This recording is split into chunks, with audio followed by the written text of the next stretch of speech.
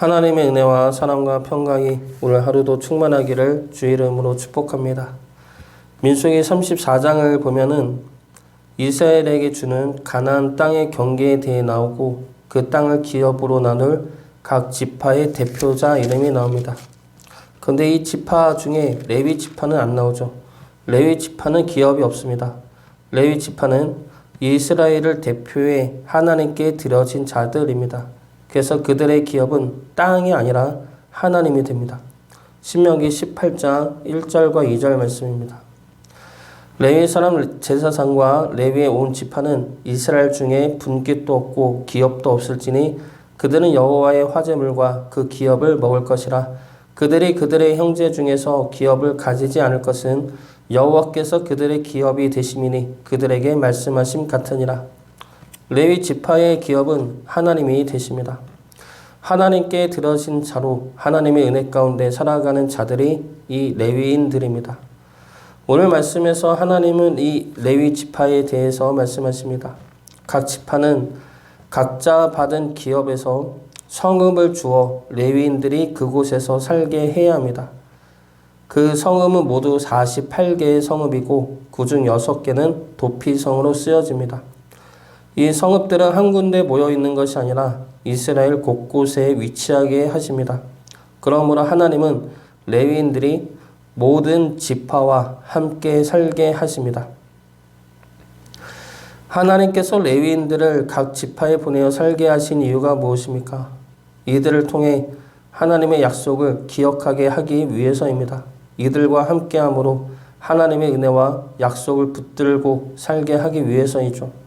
그래서 오늘 말씀은 레위인들에게 단순히 성읍을 주었다가 아닙니다. 성읍을 주심으로 알게 하시는 하나님의 약속이며 이스라엘이 레위인들을 통해 보고 붙잡아야 할 하나님의 은혜입니다.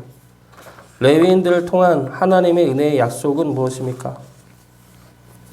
먼저 첫 번째로 하나님이 함께 하신다는 약속입니다. 광야에서 레위인들이 진을 친 곳은 어디입니까? 성소 주위에 동서남북에 진을 칩니다. 성소와 가장 가까운 곳에서 진을 치고 다른 12지파는 레위인들이 친 진의 바깥에 위치합니다. 그래서 이들이 성소와 이스라엘 사이에 위치한 이유는 하나님의 진노는 막고 하나님의 은혜만 흘러가게 하기 위해서입니다. 그러나 이제는 어디에 위치합니까? 각 지파가 준 성읍 내에 위치합니다. 레위인들은 한 곳에 모여 사는 것이 아닙니다. 이스라엘 각 전역에 흩어져서 이스라엘 지파들 가운데서 살아가게 됩니다. 이것은 무엇을 의미합니까? 하나님이 그들과 함께 하신다는 것을 의미합니다. 성소에만 계시는 하나님이 아니라 이제는 각 지파가 위치한 그 모든 곳에서 그들이 생활하는 그 모든 곳에서 하나님이 함께 하시고 하나님의 은혜가 함께 할 것이라는 약속인 것입니다. 각 지파는 우리와 함께하는 레위인들의 모습을 보면서 하나님을 바라보아야 할 것입니다. 우리와 함께 하시는 하나님을 보면서 하나님의 은혜로 살고 있음을 기억하며 살아가야 하죠. 그것이 레위인들을 각 지파에 흩어져서 그들과 함께 살게 하신 이유입니다. 우리 믿는 이들 역시 세상으로 나가야 합니다. 교회에만 믿음을 지키고 신앙을 지키다가 세상 밖에서는 세상 사람들과 동화돼서 살아가서는 안 되죠. 세상에 나가 그곳에서 하나님의 은혜와 하나님이 함께 하심을 드러내며 살아야 합니다. 그로 인해 세상 사람들이 우리를 통해 하나님의 살아계심을 인정하고 하나님을 바라볼 수 있도록 해야 할 것입니다. 세상 속에서 하나님의 백성으로 살아가므로 하나님이 지금도 살아 역사하고 계심을 증거하며 살아가는 주의 자녀 되시기를 주의 이름으로 축복합니다. 두 번째로 레위인들을 통한 하나님의 약속은 하나님의 은혜로 살게 하신다는 말씀입니다. 레위인들은 기업이 없습니다. 레위인들의 기업은 하나님이죠. 그래서 이들은 실질적으로는 땅이 없습니다. 이들이 사는 땅은 레위인들의 땅이 아니라 각 지파에 속한 땅들입니다. 각 지파가 내준 땅에서 사는 것이죠. 이들의 재산 또한 없습니다. 이들이 가지는 것은 각 지파가 주는 11조와 제사에 바친 제물들로 살아가야 합니다. 민수기 18장 21절 말씀입니다. 내가 이스라엘의 11조를 레위 자손에게 기업으로 다 주어서 그들이 하는 일, 곧 회막에서 하는 일을 갚나니. 민수기 18장 24절 말씀입니다. 이스라엘 자손이 여호와께 거제로 드리는 11조를 레위인에게 기업으로 주었으므로 내가 그들에 대하여 말하기를 이스라엘 자손 중에 기업이 없을 것이라 하였노라. 레위인들은 스스로 무엇을 벌어 살 수가 없습니다. 이들은 각 지파가 내준 11조에 의지해서 살아가야 합니다. 이렇게 살아간다면 어떻습니까? 불안하겠죠. 각 지파가 수입이 없다고 11조를 안 주면 어떻게 됩니까? 궁핍하게 되죠. 먹고 살 수가 없습니다. 이 불안함은 각 지파가 11조를 안 주었을 때 그 상황을 타개할 방법이 없다는 것에 더 큰 불안함이 있습니다. 우리는 우리 힘으로 일을 해 돈을 벌고 수입이 생겨야 우리 마음이 든든해집니다. 누가 돈을 안 주어도 내가 먹고 살 수 있는 힘과 수입원이 있다면 누가 돈을 주든 말든 무슨 상관이 있겠습니까? 평안하겠죠. 그런데 내가 돈을 벌 수 없는 상황에서 철저하게 남의 손에 의지해 살아간다면 그 마음은 어떻겠습니까? 불안할 수밖에 없죠. 그런데 이러한 불안함을 성경에 보면 하나님은 많은 이들에게 경험하게 하십니다. 우선 광야에서 만나가 그렇습니다. 만나는 하늘에서 오죠. 하늘에서 오기 때문에 만나가 안 오면 우리가 찾아가서 구할 수가 없습니다. 만나는 하루 지나면 썩습니다. 많이 보관할 수도 없죠. 보관만 한다면 내일 만나가 안 와도 걱정할 것이 없는데 하루 지나면 썩으니까 매일매일 내일 일을 염려해야 합니다. 내일 만나가 안 오면 어떡하지? 만나가 안 오면 먹을 게 없는데. 이스라엘 백성들이 내일 만나가 올지 안 올지 모르는 상황에서 믿고 붙들어야 할 것은 매일 만나를 내려주겠다는 하나님의 말씀입니다. 그 말씀을 믿고 붙들어야만 불안하지가 않죠. 그 말씀을 믿고 붙들면 오히려 평안하게 됩니다.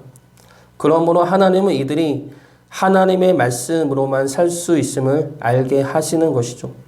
레위인들도 마찬가지입니다. 이들은 스스로 먹고 살 수가 없습니다. 재산을 축적할 수도 없습니다. 각 지파가 주는 11조에 의지해 살 수밖에 없습니다. 그러나 살아가게 되죠. 그러나 재산이 없어도 살아가는 모습을 보게 됩니다. 그러므로 이들이 살아가는 것은 이들의 능력이 아니라 하나님의 은혜로 살아감을 알게 하시는 겁니다. 우리 또한 마찬가지이죠. 우리는 우리 힘으로 살아가는 자들이 아니라 하나님의 은혜로 살아가는 이들입니다. 만나의 은혜를 기억하시기 바랍니다. 때에 따라 보내시는 하나님의 만나를 기억하시고 만나를 내려주시겠다는 하나님의 말씀을 의지하시기 바랍니다. 말씀을 믿음으로 아무 것이 없어도 평안 속에서 감사할 수 있는 주의 자녀 되시기를 주의 이름으로 축복합니다. 마지막 세 번째로 레위인들을 통한 하나님의 약속은 예배를 통한 하나님 되심입니다. 레위인들이 해야 할 일 중에 가장 큰 일은 제사장을 도와 제사를 지내는 것입니다. 그리고 두 번째가 이스라엘 백성들에게 율법을 가르치는 일입니다. 역대하 35장 3절 말씀입니다. 또 여호와 앞에 구별되어서 온 이스라엘을 가르치는 레위 사람에게 이르되 거룩한 궤를 이스라엘 왕 다윗의 아들 솔로몬이 건축한 전 가운데 두고 다시는 너희 어깨에 매지 말고 마땅히 너희의 하나님 여호와와 그의 백성 이스라엘을 섬길 것이라. 여기에서 온 이스라엘을 가르치는 레위 사람이라는 말씀이 나와 있습니다. 이와 같이 레위인들은 각 지파에 흩어져 살면서 이스라엘에게 율법을 가르치고 말씀을 가르쳤습니다. 그래서 레위인들이 할 일은 크게 두 가지이죠. 성전에서 제사를 돕는 것, 그리고 말씀을 가르치는 것. 이것은 예배와 말씀입니다. 예배는 무엇입니까? 죄된 우리를 제물을 통해 사하시고 우리의 하나님이 되는 것입니다. 말씀은 무엇입니까? 출애굽기와 민수기를 보면서 계속해서 나오는 하나님의 말씀은 내가 너희의 하나님이다 라는 말씀입니다. 그래서 레위인들이 맡은 예배와 말씀을 통해 말씀하시는 것은 내가 너희의 하나님이며 너희는 나의 거룩한 백성이다 라는 것을 알고 그러한 백성으로 살게 하기 위해서입니다. 하나님은 레위인을 통해 하나님이 함께 하심과 하나님의 은혜로 살아가는 것과 하나님의 백성으로 살아가야 함을 잊지 않게 하셨습니다. 잊지 않고 살기를 바랬습니다. 그러나 하나님의 바람과는 반대로 이스라엘은 하나님보다는 우상을 섬기며 하나님의 은혜보다는 자신의 힘으로 살아갔으며 하나님의 백성보다는 세상의 다른 나라와 같이 되기를 바라며 그렇게 살아갔습니다. 그래서 결국 이스라엘은 거룩한 땅에서 내쫓김을 받게 되었습니다. 우리는 어떻습니까? 우리는 하나님의 함께 하심을 믿고 하나님의 은혜를 구하며 하나님의 백성됨을 지키며 살고 있습니까? 그렇게 살기를 결단하며 힘쓰며 살아가므로 세상 속에서 거룩한 하나님의 나라를 세우며 확장하며 살아가는 주의 자녀 되시기를 주의 이름으로 축복합니다.